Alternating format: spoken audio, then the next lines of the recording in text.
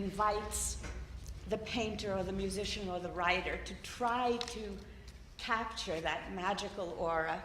And so I added my 2 cents to the wellspring of great literature and great paintings that were there way before I was.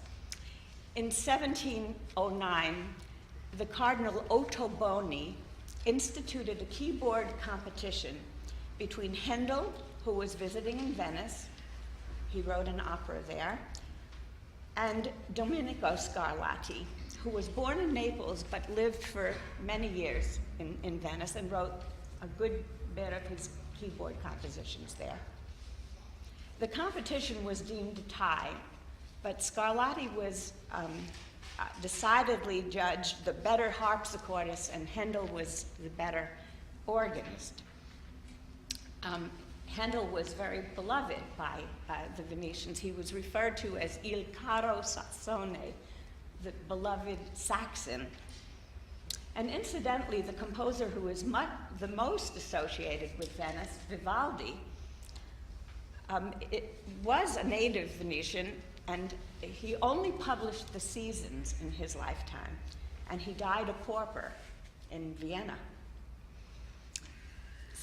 I think Scarlatti could be said to be the father of virtuosic piano music, and which was carried on by Mozart and then Chopin. Chopin taught Scarlatti to his students, even against a tide of opinion that Scarlatti was not that great a composer. It's very funny, he's very beloved by pianists, but it's rare, I think, to hear Scarlatti performed publicly. His music is filled with a freedom of style hitherto unknown in earlier Baroque music, with repeated notes and crossing over of hands, which is Russian roulette. Maybe that's why it's not performed too often in public. Double thirds and sixths. And although he was an exact contemporary of Bach, actually this is really very strange, but in the year 1685, Handel, Bach, and Scarlatti were born. So there must have been some really cataclysmic thing happening in the universe 9 months before that. Scarlatti, of the three, is by far the most pianistic composer. He wrote about 550 keyboard sonatas, and they were meant to be played on the harpsichord, and that's an ongoing dialogue, whether it should be confined to period instruments or whether we are allowed to play it on a piano such as this. But if you have as fine a piano as this, we can make it reminiscent of a harpsichord or an organ or a guitar, anything we want to do, because it's such a beautiful, beautiful, beautiful instrument. I just want to read you, I think I saw this once quoted in a book by a very good friend of mine. You should read all of his books, David Duval, he's here. This is a very modest and endearing quotation by Scarlatti to the performer. Whether you be dilettante or connoisseur, seek not profundity in these compositions, but rather artistic ingenuity and delight with the object of exercising freedom on the gravicembalo, which is the harpsichord. Neither personal interest nor ambition, so much as obedience, has motivated me to publish these pieces. Perhaps they will cause you pleasure, in which case I will all the more gladly strive to meet further requests. Therefore, show yourself more well-disposed than critical. That's great advice for any audience. And your pleasure will increase the more. Live happily, Domenico Scarlatti. Actually, no matter what he said, it is glorious music. And picking 5 sonatas out of 550 is no easy matter. These 5 are among my own favorites. One is as though it were written in a monastery. Some of them are more virtuosic.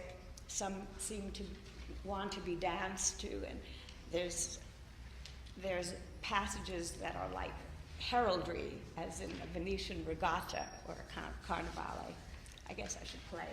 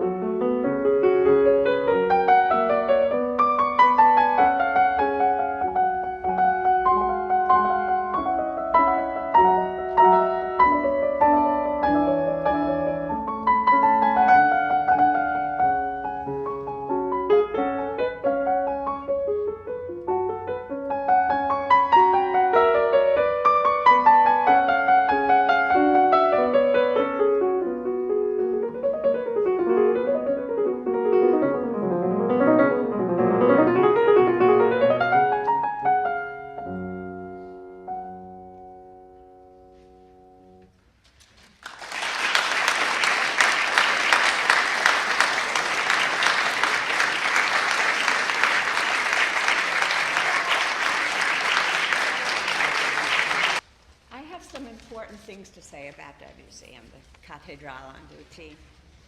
I probably worked harder to get the sounds in this piece than on any other on the program.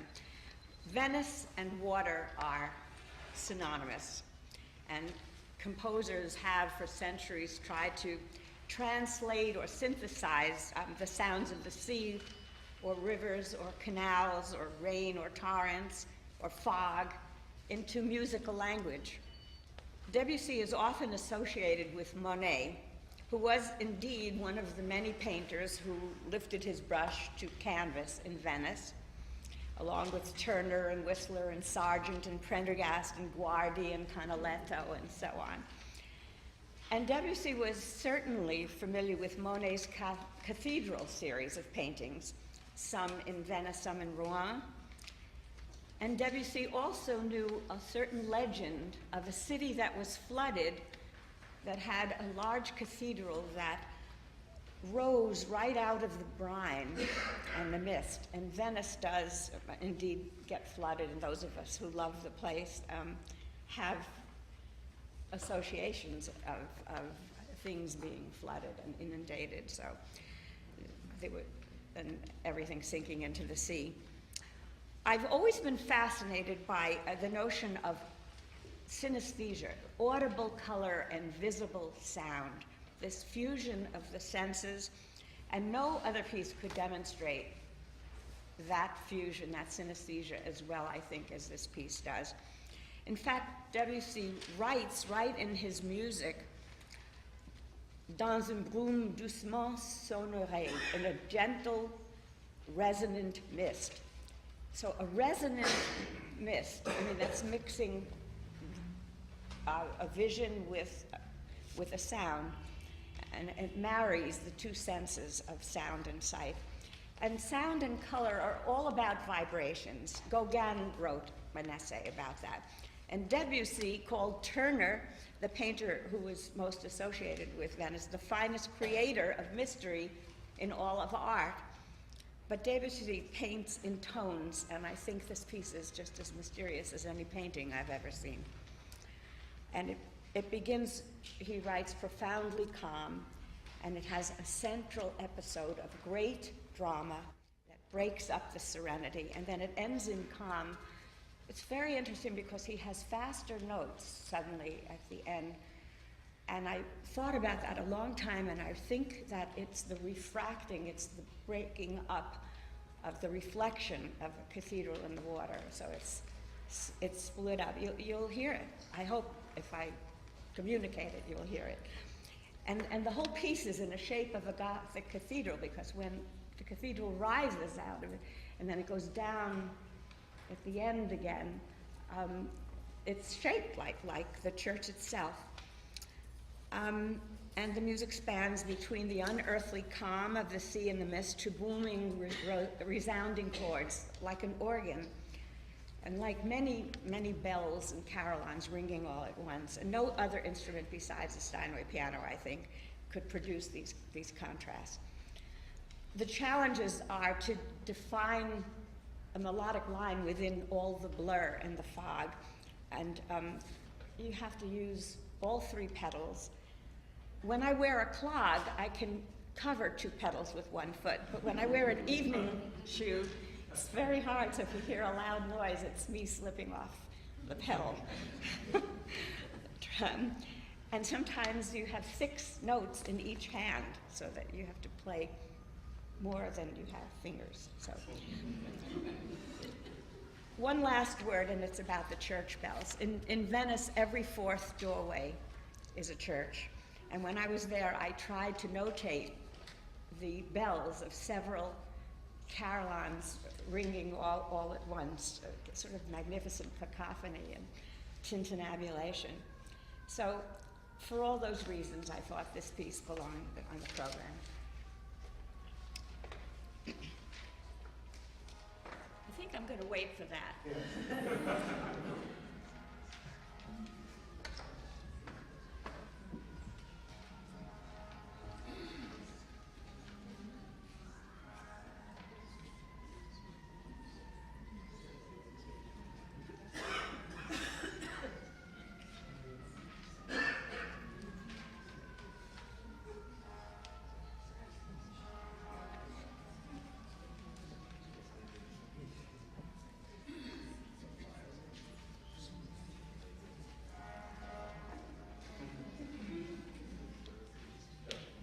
too hard on it to have that in the background.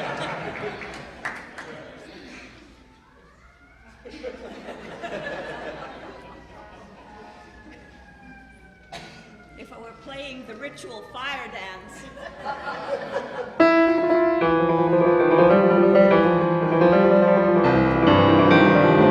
That would be good music for the fire dance.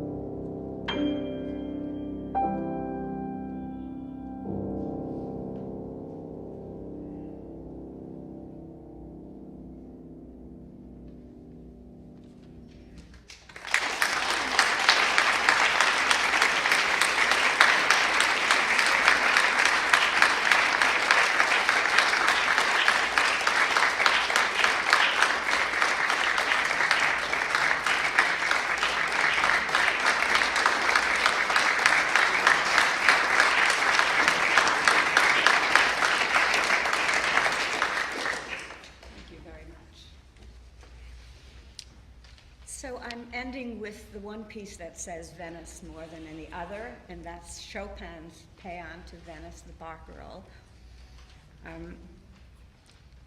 It was the favorite of his own compositions, and it's my own favorite Chopin piece. And I made it the central focus of my book, because the book has a thread weaving through it of my quest to play the Barcarolle in an old Venetian palazzo. And there's a very dark episode in the book when that took place. I've shared my own imagery of the Barcarolle on other occasions, and I hope you won't mind, but I'll briefly just suggest that you pretend you're on a gondola with two lovers, because the whole theme is in thirds. And it starts out in a small canaletto, a little canal, and it goes past mandolins and street songs and Byzantine tile suggested in harmony, if that's at all possible, and a tender serenade and Italian street songs and all kinds of atmospheric things in the most dense and rich harmonic texture and rich contrapuntal writing. Chopin even creates the quirky motions of the gondola in the left-hand figures. And he inserts here and there little rests that suggest that you're bounding over a wavelet. There's like a little jerk on the little boat, even when it's in open seas. And it's a little masterpiece.